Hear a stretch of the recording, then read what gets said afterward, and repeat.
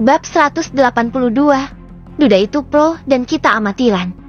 Sabtu pagi Radit dan Alina juga Raja sudah sampai di rumah orang tua Radit.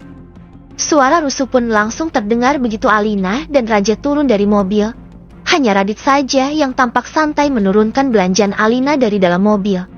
Tadi di jalan mereka sempat mampir ke toko kue langganan Bunda Nilam dan membeli kue kesukaan orang tua Radit. Di teras hanya Ayah Rendra yang menyambut kedatangan anak, mantu dan cucunya. Riana dan Bunda Nilam tidak nampak menyambut seperti biasanya. "Bunda kemana?" "Ya," tanya Alina sambil mencium tangan mertuanya. "Bunda di dapur," jawab Ayah Rendra sambil menggendong Raja. "Ya ampun, berat sekali cucu opa yang ganteng ini." Raja tertawa memperlihatkan giginya yang mungil dan berderet rapi. Alina langsung masuk dan mencari Bunda Nilam ke dapur. Di sana mertuanya itu sedang sibuk membuat nasi goreng seafood untuk Alina. Semalam Alina menelpon Bunda Nilam dan mengatakan ingin makan nasi goreng buatan mertuanya. "Bunda sedang apa?" Alina langsung memeluk Bunda Nilam dari belakang membuat wanita itu kaget.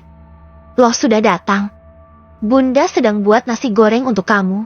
Katanya semalam kamu ingin makan nasi goreng buatan Bunda," jawab Bunda Nilam.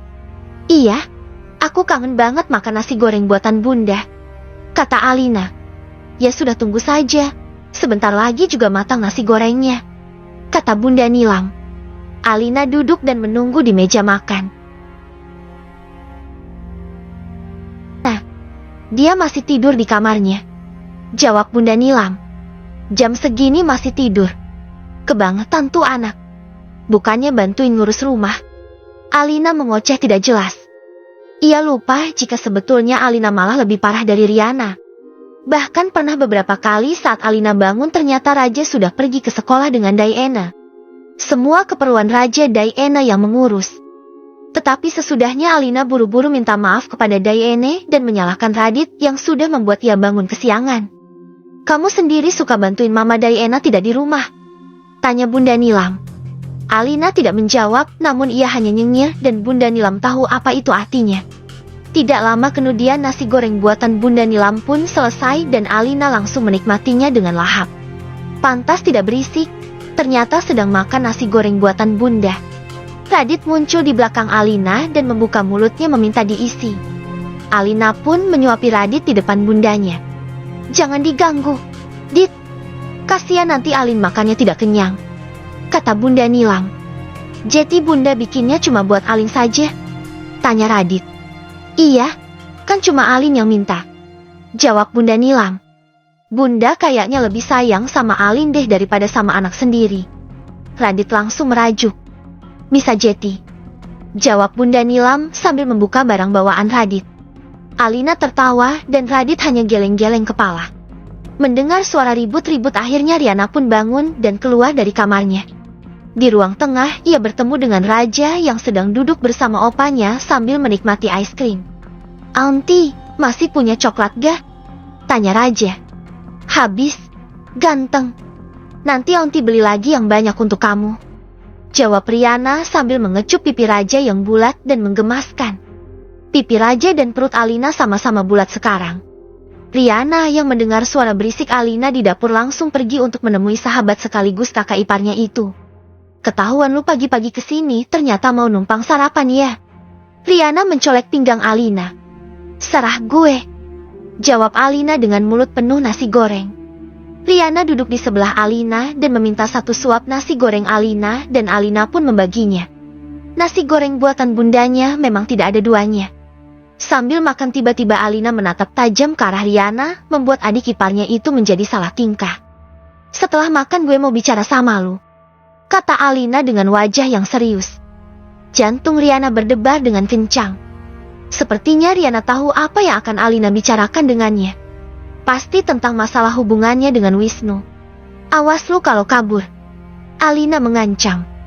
"Gue bukan penjahat. Ngapain juga harus kabur?" jawab Riana berusaha membuat dirinya setenang mungkin. Riana merasa lebih takut menghadapi Alina daripada menghadapi ayah dan bundanya karena ia takut mendapatkan cibiran dari Alina. "Kenapa tidak dibicarakan di sini saja? Biar Bunda tahu sekalian," kata Bunda Nila membuat wajah Riana terlihat gugup.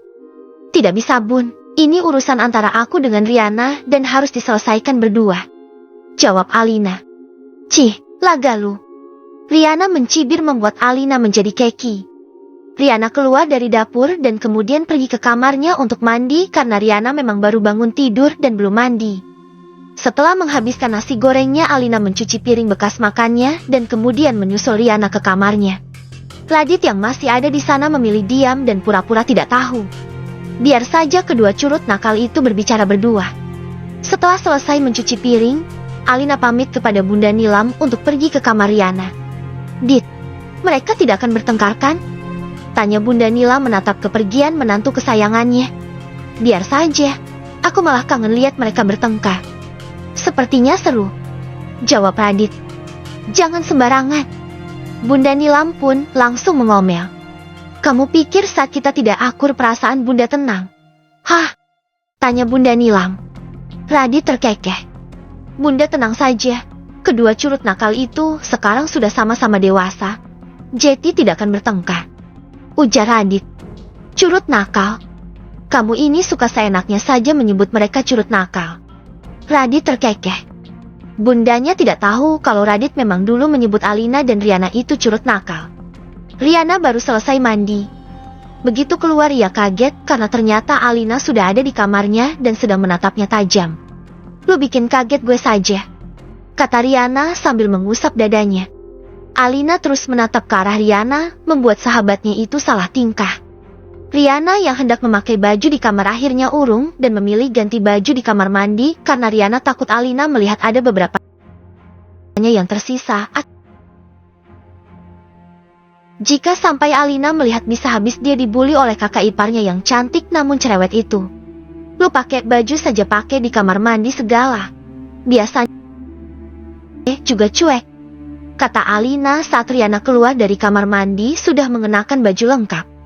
Tuh kan, saking cerewetnya Alina sampai protes hanya karena melihat Riana ganti baju di kamar mandi. Gue lagi dapet. Riana beralasan. Sini lu, duduk dekat gue.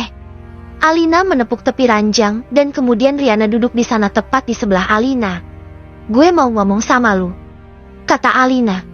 Bukannya dari tadi juga ku udah ngoceh terus, kata Riana. Jangan bercanda ah, gue mau ngomong serius nih. Alina langsung melotot. Jantung Riana berdebar kencang. Ia sudah dapat menebak apa yang akan Alina bicarakan. Radit pasti sudah menceritakan tentang hubungan Riana dengan Wisnu kepada Alina. Jadi benar kalau lu sekarang pacaran dengan Om Wisnu? Tanya Alina to the point. Ia tidak mau berbahasa basi dulu. Riana akhirnya mengangguk. Percuma juga Riana menutupi dari Alina karena Radit pasti sudah cerita kepada Alina. Kenapa lu harus sembunyi-sembunyi sih? Jadi anak judes yang 2 kali ketemu sama kita itu anaknya Om Wisnu? Tanya Alina lagi dan lagi-lagi Riana mengangguk. Gue gak berani cerita. Apalagi sama lu, gue takut lu akan balas menghujat gue karena gue udah hujat lu dulu. Jawab Riana sambil menunduk. Kenapa lu punya pikiran begitu? Tanya Alina.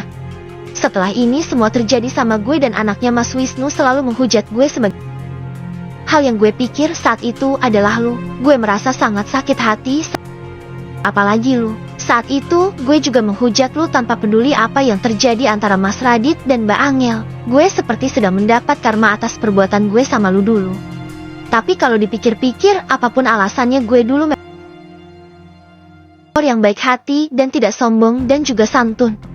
Kata Alina membuat wajah Riana tidak terlalu tegang ketika sedang membicarakan masalahnya. Terus bagaimana hubungan lu sama Om Wisnu dan Chelsea sekarang? Tanya Alina. Hubungan gue sama Mas Wisnu sempat udahan karena gue tidak tahan selalu dikata dan penyebab Mbak Manda meninggal oleh Chelsea, tapi beberapa minggu ini gue balikan lagi. Jawab Riana. Terlanjur cinta ya sama Om Wisnu? Atau sudah terlanjur enak? Tanya Alina meledek. Mata Riana langsung melotot. Apa sih maksud lo? Tanyanya. Elah pakai sok kaget gitu. Gue udah tahu rasanya pacaran sama Duda. Mereka itu pro dan kita amatiran. Jawab Alina sambil terkikik membuat wajah Riana menjadi merah merona. Alina ini kalau ngomong suka asal tapi bener. Gak jelas lu. Riana menggerutu masih dengan wajah merah merona. Sama Om Wisnu sudah akur. Terus sama Chelsea gimana? Tanya Alina. Beberapa waktu yang lalu kami sempat jalan bareng dan dia ngerampok gue dengan minta dibeliin ini itu. Benar-benar bikin kesel. Sepertinya anak itu memang sengaja ngerjain gue. Untung Mas Wisnu ganti semua uang gue. Tapi beberapa hari yang lalu kita ketemu di resto dan dia marahin gue di depan Mas Radit. Mungkin sangkaannya Mas Radit itu pacar gue. Yang jelas gue masih gak paham sama anak itu karena masih angin-anginan. Kadang baik, kadang jutek, pokoknya gak bisa ditebak. Jawab Riana. Kalau gue jeti lu, udah gue pelintir tuh kupingnya. Kata Alina asal. Woi, anak orang masa mau dipelintir? Kata Riana. Alina dan Riana tertawa. Terus urusannya sama ayah dan bunda gimana? Lu gak akan selamanya backstreet dari mereka? Tanya Alina membuat tawa Riana langsung terhenti. Itulah yang bikin gue bingung. Tapi Mas Radit janji akan bantu gue dan bicara sama ayah dan bunda pelan-pelan. Lu juga bantuin dong ngomong sama bunda. Lu kan mantu kesayangan bunda. Kata Riana. Gue akan coba bicara sama bunda.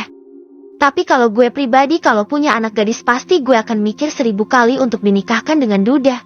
Kalau boleh milih sih bagusnya dapat yang masih bujangan. Kata Alina. Itulah yang paling gue takutin. Gue takut ayah dan bunda tidak akan merestui gue sama Mas Wisnu.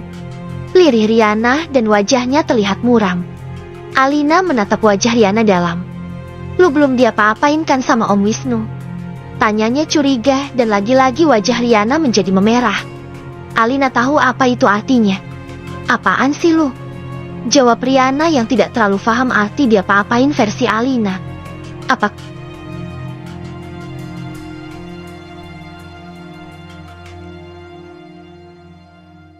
Soalnya wajah lu jeti merah gitu kayak kepiting rebus. Kata Alina santai. Aliin. Sih. Riana memukul lengan Alina dengan bantal dan Alina tertawa. Gue kan pengalaman gimana pacaran sama pria yang sudah senior. Kata Alina membuat tawa Riana semakin lebar. Mami ii, onti Riana, kata Oma ditunggu di bawah. Teriakan raja dari lantai bawah membuat Alina dan Riana menghentikan obrolan mereka dan kedua wanita itu pun turun karena ternyata semua sedang berkumpul di ruang tengah.